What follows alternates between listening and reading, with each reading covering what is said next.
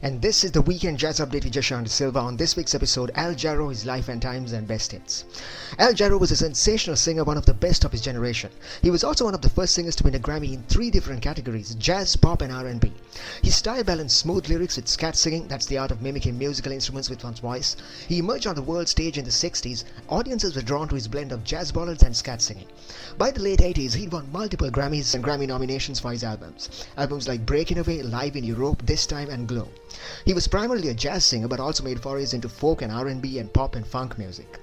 So that was a bit of insight into the life and times and best hits of Al Jarreau. More details coming up. Also coming up, some trending festival and album news. Stay tuned to the Weekend Jazz Update with Jashan De Silva to find out more. We'll be right back after some music. During this hour, we're going to be talking about his biography. Al Jarreau was one of the foremost jazz artists of modern times. He was the winner of multiple Grammy Awards, and his unique vocal style made him one of the leading jazz vocalists of the 20th century. He was born in Wisconsin on March 12, 1940. He started out when he was just 4, performing and touring alongside his family members and local bands in his hometown of Wisconsin. He was also an avid sports person. He'd partake in several sporting festivities in his school and college. During his university days, he would tour and perform alongside a local band called the Indigos. He then relocated to San Francisco, where he took up music full-time. In San Francisco, Jarreau began to find his niche as a singer. His first notable appearance was performing alongside the George Duke Trio in local jazz clubs, and by the 60s he had determined to take up music as his first passion. He moved to Los Angeles and then started touring in clubs like the Dinos, the Troubadours and others. Shortly afterwards, he moved to New York City. He started making television appearances on talk shows like The Johnny Carson Show, The Merv Griffin Show and others. In 1975, Warner Brothers spotted him performing at a local concert and signed him up for a contract. His very first album for the label, We Got By, was met with unanimous acclaim. On the strength of that album, Jarreau won a German Grammy for Best New International Soloist that year. His second album, Glow, also won him a German Grammy when it was released the next year. Another highlight of his career was reached in 1977 when he released Rainbow, Live in Europe, an album that won him a third Grammy for Best Jazz Vocal Performance. More Grammy Awards followed in the years to come for his albums All Fly Home, Breakin Away and This Time. By this time, Jarreau was making waves internationally as a jazz and R&B and pop sensation. In 1995, he cemented his status both as an iconic live performer as well as a studio performer with a live album release taken from a concert at the Wembley Arena. By the late 80s, he was frequently topping the charts. Around the same time, a hit TV show called Moonlighting started using one of his songs as the theme song for their show. In 1992, he reached another milestone. He became one of the few artists to receive a Grammy in 3 categories: jazz, pop and R&B, for his album Heaven and Earth, released in 1992. In 1996, he also started making appearances in film and TV. In 1999, he toured Europe and USA alongside the National Symphony Orchestra, performing some of his best-loved hits as well as some favorites from Broadway and classics. In 2001, he was awarded a star on the Hollywood Walk of Fame, cementing his status as one of the best singers of this day and age. Al Jarreau died in 2017, leaving behind a legacy as one of the greatest singers from the jazz arena. And that was some insight into the biography of Al Jarreau, and this is the Weekend Jazz Update with Jashan De Silva. We're going for a short break. We'll be right back after that. Here's Al Jarreau with Try Little Tenderness. And this is the Weekend Jazz Update with Jashan De Silva. On this week's episode, Al Jarreau, his life and times and best hits. Now it's time for some trending contest news. There's a jazz contest underway for aspiring jazz musicians, the Ella Fitzgerald Jazz Vocal Competition. Registrations are now open. Participants have the chance to register until the end of January. Ella Fitzgerald was one of the leading jazz vocalists from the Hall of Fame of Jazz, and this contest honors the legacy of the great singer, whose legacy continues to inspire countless musicians. She was particularly well known for her covers of classics from the Great American Songbook.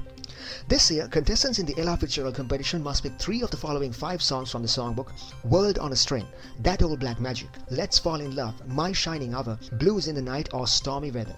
Contestants must pick 3 songs from the above, upon which they will be judged by a panel of judges including vocalist Vanessa Rubin and Nicole Soratis. The deadline for submissions is January 31st. The finalists will be announced in the middle of March this year. The winner of the contest will get the chance to perform alongside a featured musician on the world-renowned Blues Alley stage during Ella Fitzgerald's birthday week from April 14th to April 27th.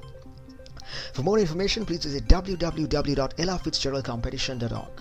So that was some trending contest news on the Weekend Jazz Update with Jashan De Silva. We're going for a short break. We'll be right back after that. When we come back, we're going to be talking about some of Al Jarreau's best albums of all time. Stay tuned.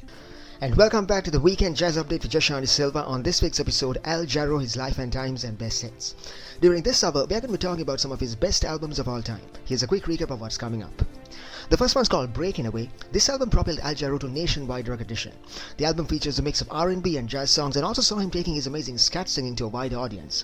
Also earned him 2 Grammy Awards at the 1982 Grammys for Best Male Pop Vocalist and Best Male Jazz Vocal Performance. The next album is called This Time Jarreau. This one was released in 1980. This album defined his style at the time. The album was a very popular one and features a diverse range of styles. There's another album called Tenderness, released in 1994, featuring songs from Elton John to George Gershwin, and sees him collaborating with veterans in the music world from Eric Gale to Joe Sample to Steve Gadd. Another highlight of this album is his amazing scat singing. And this is the Weekend Jazz Update with Jashanti Silva. On this week's episode, it's Al Jarreau, his life and times and best hits.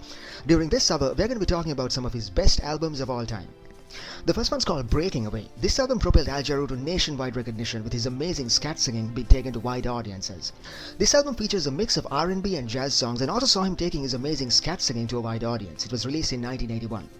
Both artistically and commercially, this was one of his best albums. The album both features two of his hit singles, Wearing This Love Together and Roof Garden. Also earned him 2 Grammy Awards at the 1982 Grammys for Best Male Pop Vocalist and Best Male Jazz Vocal Performance. The dual awards were a testimonial to his versatility. He's the only vocalist to have won in 3 separate categories. The album was a follow-up to another successful album called This Time. This album features an eclectic mix-up of songs and soon made him one of the leading Los Angeles pop, jazz and R&B sensations. Throughout the performance, Jarreau is very upbeat and peppy. There's a great track called Easy, tinged with joyous celebration and Latin touches. My Old Friend is a bittersweet melody, and Jarreau portrays it with great charm. There's a very funky piece called Roof Garden, and on the song Blue Rondo, it's the lyrics that are the highlights plus the scat singing. The album closes on a novel rendition of the classic Teach Me Tonight, featuring some epic instrumentals. The title of the song, Breakin Away, was symbolic. It meant Jarreau breaking away from conventional singing and attempting to explore the concept of scat singing or mimicking musical instruments with his voice, which happens a lot on this album. The songs also blend jazz and R&B, and the results are mesmerizing, and this album peaked on both the jazz and R&B charts upon release. So this one's overall a very upbeat and funky album. The album presents a cross-section of Jarreau's music, a lot of scat singing and a wide range of styles and deliveries. The next album is called This Time Jarreau. This one was released in 1980. So after a lot of struggles, Al Jarreau finally found his niche with a 1975 album called We Got By. The albums that followed, Look to the Rainbow, All Fly Home, etc., all gave him extra status in the jazz community. This album defined his style at the time. 2 songs, a jittery take on Never Give Up and a melodic pensive song called What You Got, have a crisp sound, and Jarreau is methodical yet playful on vocals. Your Sweet Love sees Jarreau singing very emotionally. He also covers 2 classic instrumentals with beautiful lyrics, A Rhyme and I Can Recall Spain. Alonzo sees Jarreau's singing reaching operatic levels. Upon release, this album was seen as one with a special warmth and freshness to it. There's another album called Tenderness, released in 1994. So this album was recorded in a very unique setting. Jarreau apparently wanted to find a blend between a live audience feel and a recording studio feel, so he invited a studio audience into the studio and recorded this album that way. The lineup has an eclectic mix-up, features names from Elton John to George Gershwin, and sees him collaborating with veterans in the music world from Eric Gale to Joe Sample to Steve Gadd. Another highlight of this album is his amazing scat singing. He weaves the scatting through the melodies. There's a wide range of music from the funky Summertime to the Brazilian Masquinada to beautiful ballads like She's Leaving Home and We Got By. There's a louded rendition of My Favorite Things. Opera singer Kathleen Battle's long-drawn soprano vocals contrast and complement Jarreau's soft, nostalgic ones really beautifully.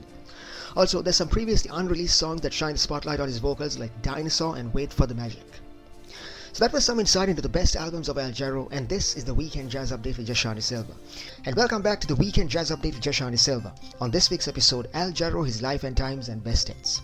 Now it's time for some trending festival news. The New Orleans Jazz and Heritage Festival have just released their lineup for 2025. The festival is taking place April 24th to May 4th.